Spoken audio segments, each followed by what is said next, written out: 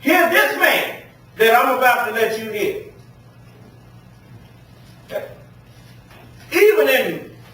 Even in the movies, man, they tell you that the presidency is bigger than one man. I mean, the first thing you learn when you're in the military is that you ain't looking at the fellow's face. You're looking at his rank. You're not saluting his face. You're saluting that rank.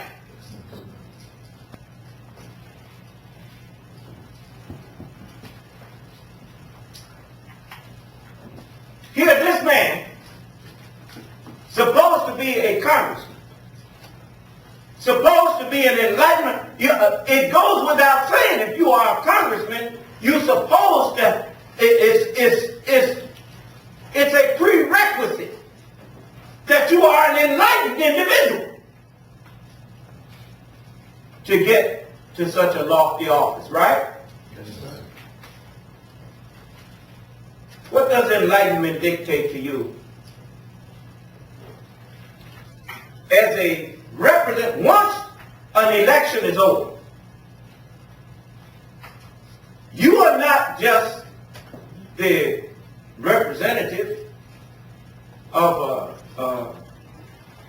I don't know how many delegates, they have or whatnot. But the majority of the people in your district or whatever, they elected you, right? But you are yet part of the body that is called the United States of America. How many presidents does the United States of America have? One? Is he not the president of Congressman Joe? Yes, sir. You remember when they was getting on some of them congressmen for supporting that unjust war over there in Iraq by George W. Bush? You remember what they said? Do you remember their answers when they was trying to justify their support of him? What did they say? Our president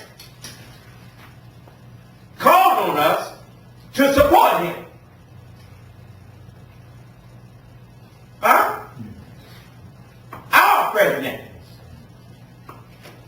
That's what he said. That's what they said. We assumed he was privy to information we did not have. He was our president, so we support him. Huh? Listen to this. I like to give justice. See, because if you don't give justice, you can't demand justice. Listen.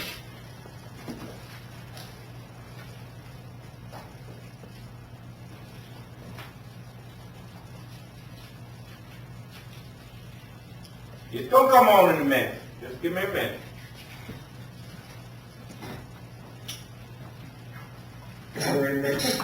One Republican lawmaker is refusing to hear what the President of the United States has to say about jobs. I'll talk to Congressman Joe Walsh of Illinois. He asked them to make a decision to boycott the President's speech before a joint session of Congress Thursday night. I'll ask him why he is calling the President, in his word, idiotic. And Sarah Palin is the newest. Yep, give it a minute.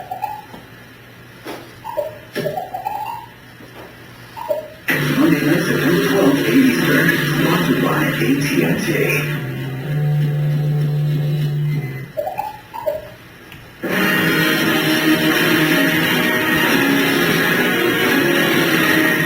When President Obama talks about America's jobs crisis before a joint session of Congress next Thursday, at least one seat in the chamber will be empty.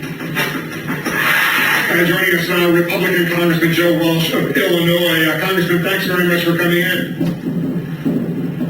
Thank Thank you. Well, good to be with you. I know you caused somewhat of a stir, which is not necessarily always what you want to do, but you've been doing it lately. You've decided you don't want to be here in Washington Thursday night when the president addresses a joint session of Congress. Some are suggesting this is disrespectful to the president of the United States. Why did you make this decision?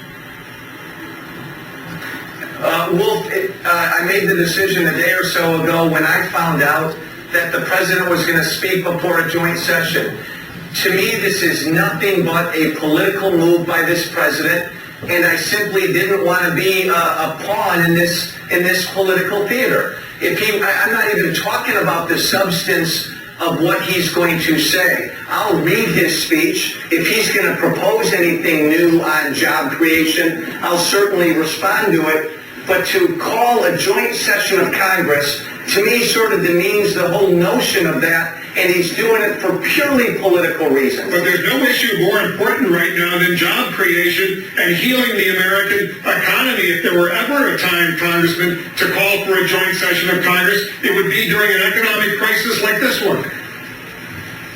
Oh, well, if we've been in this economic crisis for 3 years, this president has gone a long way to destroying the economy in this country. We're beyond speeches. Did you hear what he said? How long we been in this economic crisis? For 3 years. How long has he been the president? Then who created the crisis? Previous administration. By his own admission. This ain't about nothing, but I ain't gonna go listen at that nigga tell us how to do nothing. Huh? Yeah, you think I don't know what you up for? Just remember, the Lord got a paint job just like the president. And I ain't dead no more. I am he that liveth and was dead.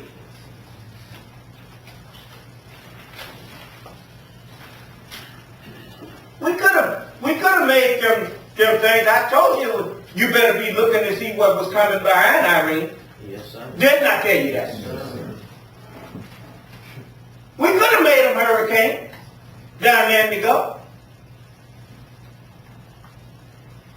I'm tired of you disrespecting us. I'm tired of you trying to keep on going past the time you was given. And I'm tired of y'all who following them. Tavis, Cornell, and all the rest of y'all out there that seem to get selective amnesia as though President Obama got some magic wand or something he's supposed to wave and make all of that mess that got created over the past 8 years, 10 years. Now, he's supposed to clean it up in 2.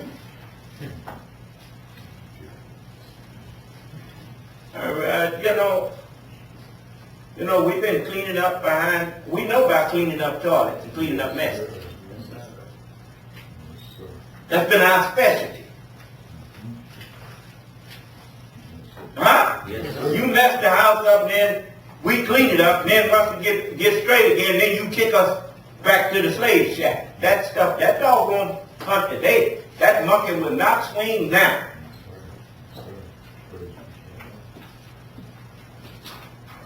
You through telling us that our ideas are worthless while you steal them and then claim them as your own.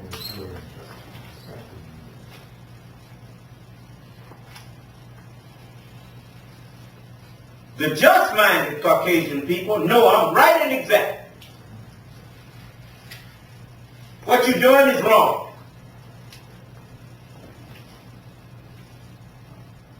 Just listen to him. Here's the man asking him, if this ain't an emergency, what is? Oh, he's doing this for political purpose. You know they've been running against that man ever since he got in office. They ain't took time to support him on one thing that he had. And the thing they did support him on, they tried to say it failed when it did. You know the stimulus package? Talking about that didn't work. GM still here. making profits now, paid their money back,